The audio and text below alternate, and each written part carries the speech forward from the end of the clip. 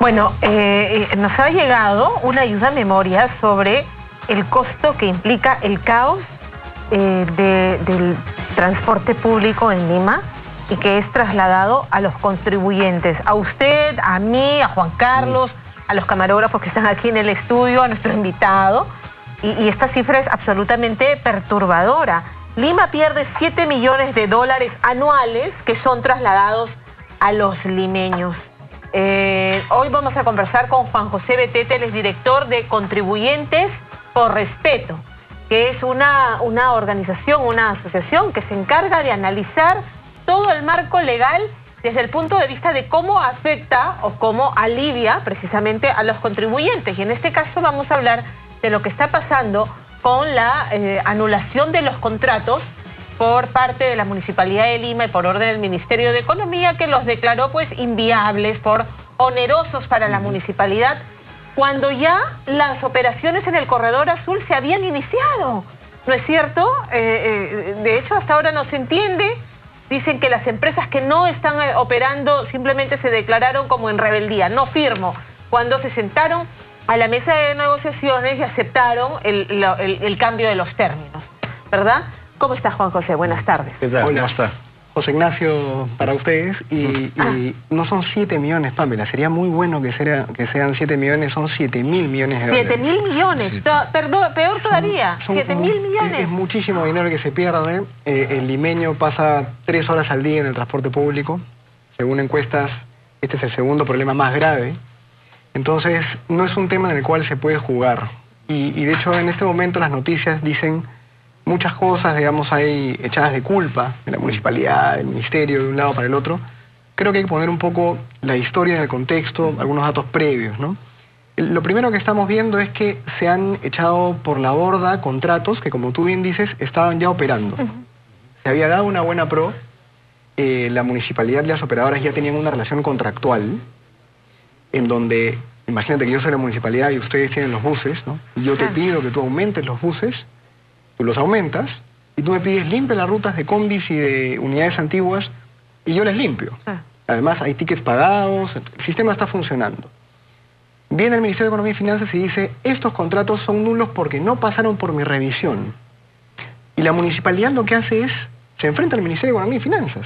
En primera instancia va y les dice, esto no puede ser así, hay incluso una querella entre Castañeda y Segura, se dicen unas cosas y otras.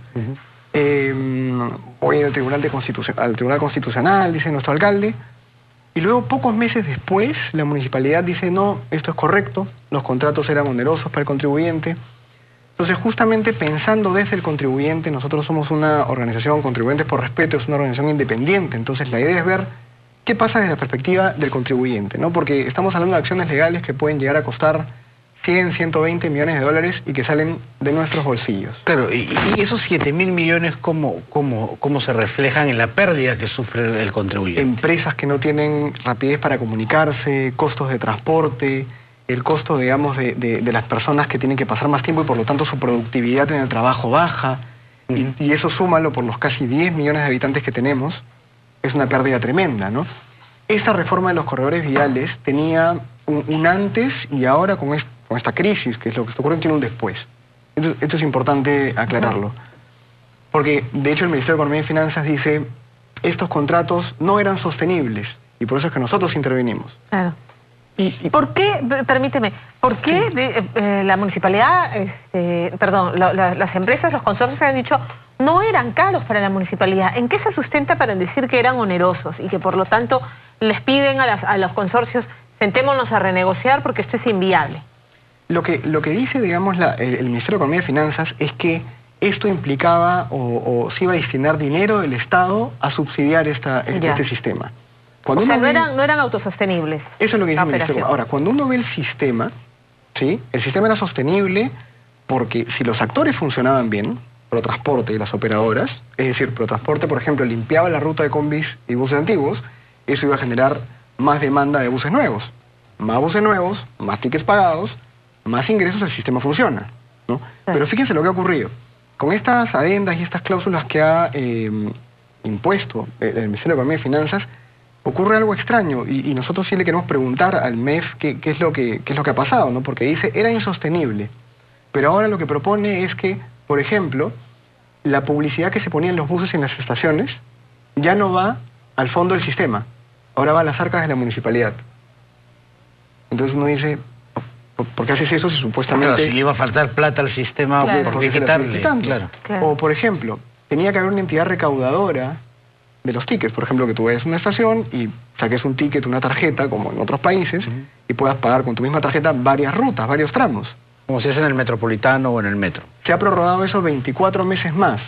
Es decir, los choferes van a tener que seguir cobrando manualmente esos tickets, lo cual es tiempo, claro, es estrés, es cansancio, es demora. Uno dice, claro, si tú quieres generar más ingresos, ¿por qué le permites a la municipalidad prorrogar esto? ¿No? Y un tercer tema es, Protransporte en el esquema anterior tenía la obligación de limpiar las rutas. Es más, había penalidades, ¿ya? Ahora se ha quitado ese tema. O sea, ya no hay penalidades para Protransporte si es que no limpia las rutas de buses antiguos, combis piratas, digamos, y chosicanos, ¿no? Entonces, ¿bajo qué norma lo va a hacer? ¿O ya no lo va a hacer? Tiene que hacerlo, pero ya no hay quien lo obligue.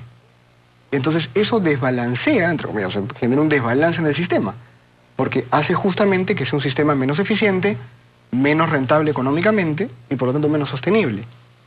Acá yo creo que lo importante es pedirle, en primer lugar, nosotros, como les menciono, estamos investigando el tema desde que surgió esto.